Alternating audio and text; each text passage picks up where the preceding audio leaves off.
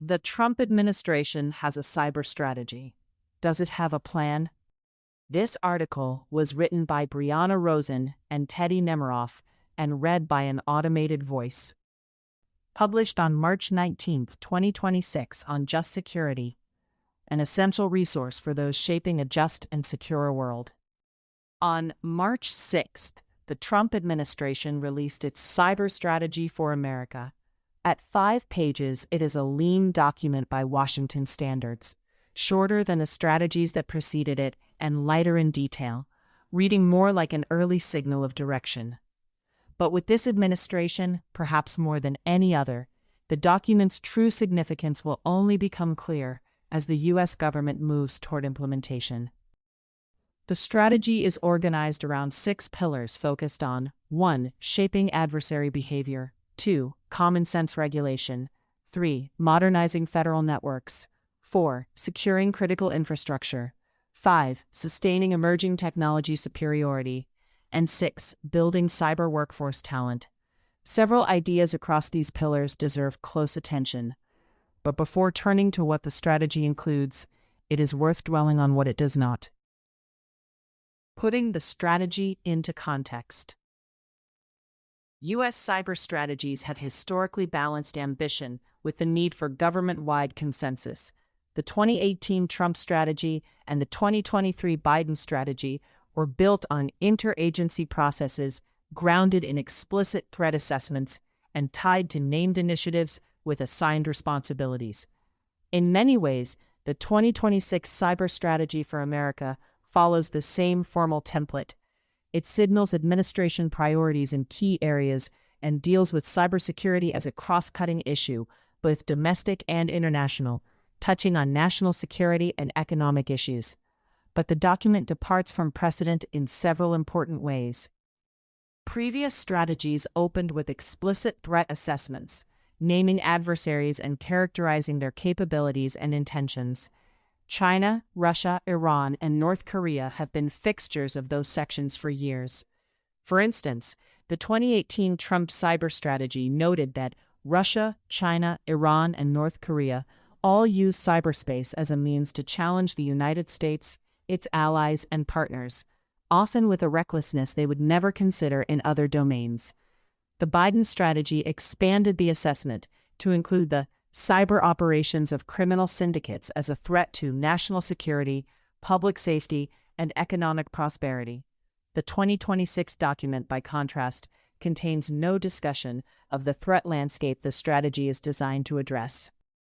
Past strategies also named and affirmed commitments to specific ongoing initiatives to deliberately signal to allies, adversaries, and the interagency that programs built over years would survive political transitions. This strategy does not name any initiatives, nor does it discuss the role of any specific U.S. departments or agencies in advancing the strategy. Notably, it contains no commitment to international cyber norms or applicable law. The United Nations Framework of Responsible State Behavior in Cyberspace, the bedrock of U.S. cyber diplomacy for over a decade, is conspicuously absent. It likewise contains no references to international human rights, including the freedom of expression and assembly, as well as certain privacy and non-discrimination rights, long a crucial element of U.S. foreign policy in cyberspace. Allies and partners who have built their own cyber policies around the framework and upholding human rights will notice. And while the strategy acknowledges that defending cyberspace is a collective effort, it explicitly calls for a fair distribution of cost and responsibility among U.S. allies, which may also signal a shifting approach to multilateralism in this context. Key priorities in the strategy.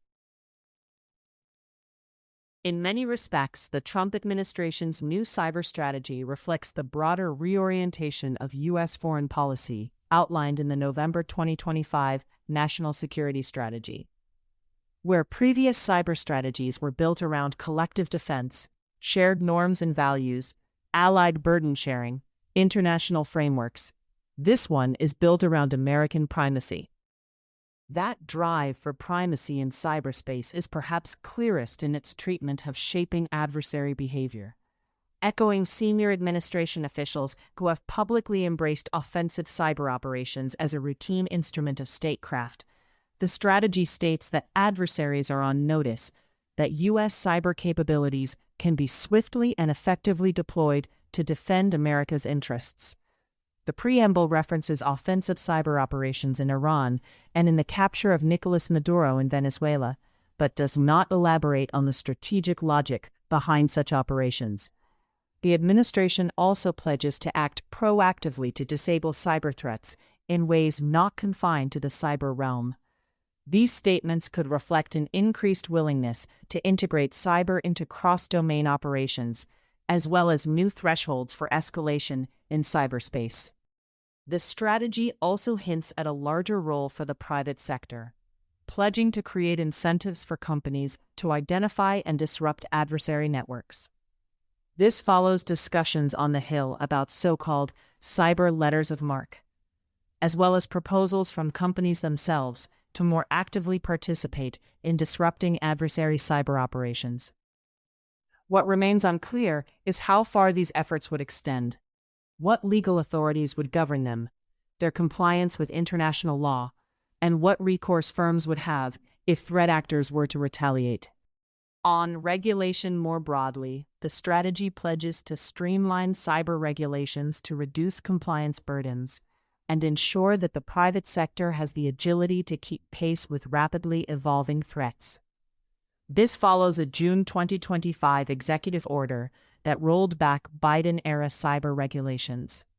It marks a sharp departure from the Biden strategy, which treated regulation as a central lever for raising baseline security standards. The strategy's emphasis on agentic AI is among its more forward-leaning elements, calling for its use in ways that securely scale network defense and disruption. AI-enabled cyber operations are no longer theoretical. The November 2025 GTG 1002 campaign, in which a Chinese state-sponsored group used Anthropic's Claude Code model to target 30 organizations, demonstrated what these capabilities look like when deployed at scale. But offensive operations involving cyber agents will require technical, legal, and policy guardrails to manage loss of control risks and unintended escalation. The strategy does not grapple with what responsible deployment will demand. Implementation is the real test. How the strategy shapes U.S. cyber operations and whether it succeeds or fails will ultimately depend on its implementation. The 2018 Trump strategy and the 2023 Biden strategy were each followed by detailed implementation plans, large frameworks that assigned specific responsibilities to specific agencies, set milestones, and provided a basis for accountability. Neither was perfect, but both served the important function of forcing strategic concepts to be translated into institutional action. The Trump administration must now turn to that task. There is some indication that the administration plans to drive implementation through executive orders. On the same day it announced this strategy, the White House rolled out a new cybercrime-focused order. Further executive orders, including on offensive cyber operations, are expected. The more fundamental question concerning implementation is capacity. Executing a cyber strategy requires confirmed political leadership at the relevant agencies, stable and sufficient budgets, and an experienced workforce with the technical, legal, and policy expertise the job requires. On all three counts, the Trump administration faces real constraints. Key cyber leadership positions across the interagency remain unfilled or are held by acting officials without Senate confirmation. Budget pressures have already produced significant cuts at the Cybersecurity and Infrastructure Security Agency and other cyber organizations.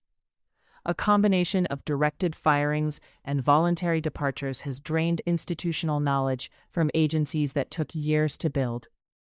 For now, the cyber strategy for America reads more like a statement of intent than a comprehensive plan.